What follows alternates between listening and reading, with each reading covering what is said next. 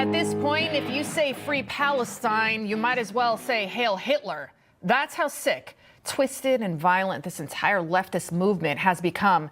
If the left doesn't get what they want, they seem to always resort to violence. Israeli diplomats Yaron Lashinsky and Sarah Milgram have now become the face of the anti-Semitic crisis now gripping this country. A beautiful young couple executed as they left the Capitol Jewish Museum last night. We now know Yaron had just bought an engagement ring and was planning to propose to Sarah in Jerusalem next week. Their accused killer, Elias Rodriguez, reportedly a member of the Party for Socialism, aka PSL, a far-left Marxist pro-Palestine group. Witnesses say he was pacing back and forth outside of the Capitol Jewish Museum when he then approached a group of four and he shot Yaron and Sarah at point-blank range. Rodriguez made his motive clear as cops took him into custody moments after the targeted killings.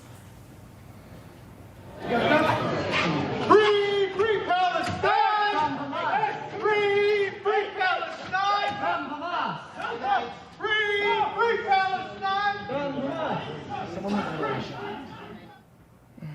Free Palestine, you heard him, is what he shouted several times. He seemed, proud of himself. He also told police, we just found this out a short moment ago, he said, quote, "I did it for Palestine. I did it for Gaza." The 30-year-old from Chicago worked as an oral history researcher on African-American communities for the nonprofit The History Makers. And now, according to several reports, Rodriguez also marched in a Black Lives Matter protest in 2017 on the 3-year anniversary of the police shooting of Laquan McDonald. Reportedly, Rodriguez also spoke about systemic racism and economic inequality. Come on. In an alleged manifesto posted online before the slayings, which has now been taken down, Rodriguez wrote in part, quote, "Public opinion has shifted against a genocidal apartheid state, and the American government has simply shrugged."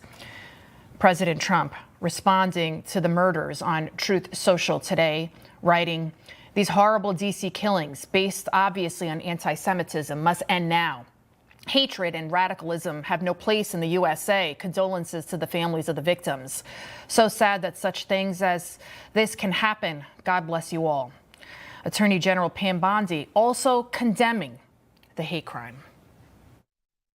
You have to feel safe in this country, and this hate speech has got to stop. We have to come together as not only a community here, but as a nation and as the world. But the world we live in is now filled with so much hatred, so much violent rhetoric that words are becoming bullets and leading, as we are seeing, to real bloodshed. Just look at some of the vile comments on social media, right? This is how some people responded on the live feed during the police press conference announcing the murders. Look what some people, suspect or hero, free the world from Israel, free Palestine.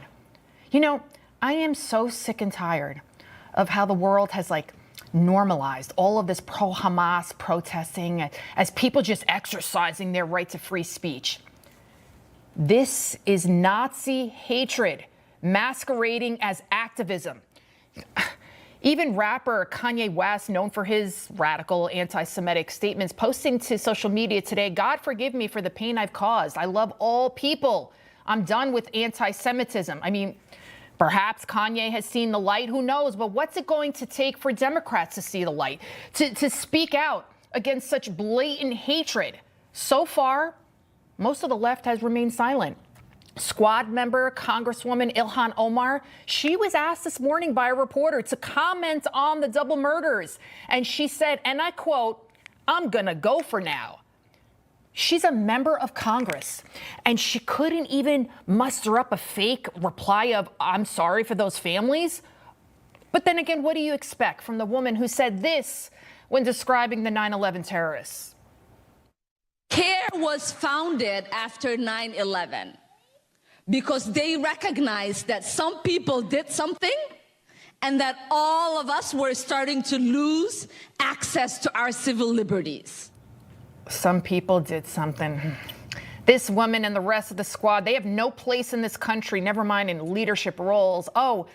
And speaking of people that don't belong in any kind of leadership role, let's take a look at what Kamala posted today. She wrote in part, "Anti-Semitism and violence have no place in our country. We all must come together and fight hatred. Oh, now she wants to stand with the Jewish people. Give me a break, Kamala. You're the same person who put up a link on that same Twitter, now X profile, asking for money to bail out violent BLM rioters who wreaked havoc across our nation. Even leftist website Axios reported that the BLM riots caused billions of dollars in damages. The so-called Summer of Love was filled with insurmountable hate. And rather than keep those BLM rioters, aka domestic terrorists, locked up for years, we gave them money. Our taxpayer dollars. New York City, for example, paid the rioters off in a $13 million settlement. And this was just one of many of the payoffs that happened around the country. Yeah, so that's how bad things were under Joe Biden were, folks. Never forget what Democrats enabled and incentivized. For those who wish to, we will now kneel for our moment of silence.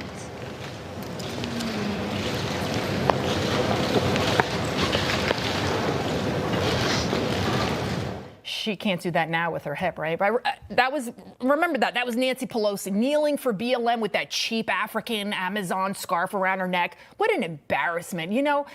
Such an embarrassment what was going on. And I'll never forget this either. FBI agents kneeling in solidarity with BLM, which we now know it stands for Buys Large Mansions, because that's what the founders did with the billions donated to them. BLM was such a scam. This whole leftist, this pro-Hamas, all of it, it's such a scam. So can anyone explain to me why the BLM Marxist lesbian founders, that they're not in prison yet? You know, meantime, Democrats, they villainize everyday folks. People, MAGA supporters, walking around with their 7-Eleven Slurpee cups on January 6th. Democrats wanted to put those people behind bars for decades, the nonviolent ones. They didn't care.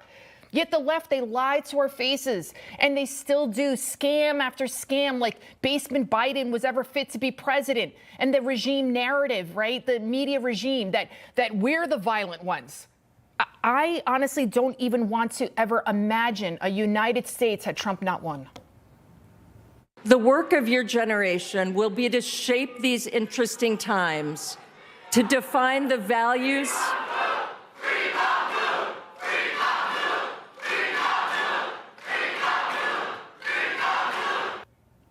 That was just yesterday, the brainwashed kids at Columbia University shouting "Free Mahmoud, free Palestine" during the commencement speech, referring to Mahmoud Khalil, the guy now in ICE detention for organizing those violent pro-Hamas protests. Then the Columbia graduates burned their diplomas like petulant children throwing a tantrum. You know, I actually feel sorry for the parents of these kids. You send them off to what you thought was a very prestigious school. You pay hundreds of thousands of dollars only for them to be indoctrinated like this Elias Rodriguez was, with hate, and then they wind up working in a Starbucks. How many more vigils have to happen? How many more innocent lives have to be lost for people to finally wake up and see what is really happening? We have all repeatedly, and leaders across our community have, and allies of ours have repeatedly expressed that eventually,